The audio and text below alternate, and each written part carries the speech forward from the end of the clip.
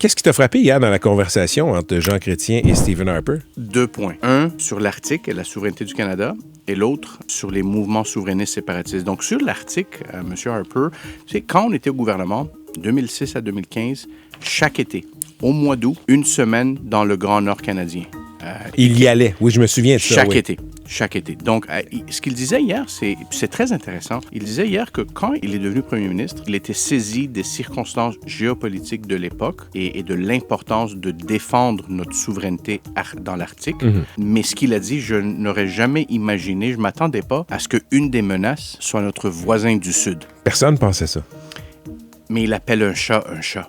Il n'hésite pas de dire que les États-Unis aujourd'hui sont une menace pour la souveraineté du Canada dans l'Arctique. Et Stephen Harper, Dimitri, on ne peut pas le taxer d'anti-américanisme. C'est probablement le premier ministre le plus pro-américain des 40-50 dernières années. C'était quelqu'un qui croyait fermement à l'importance de cette relation. Il n'a jamais fait du American bashing. Puis il a eu 2 présidents, Bush et Obama. Et avec les deux, un républicain, un démocrate, il entretenait d'excellentes relations.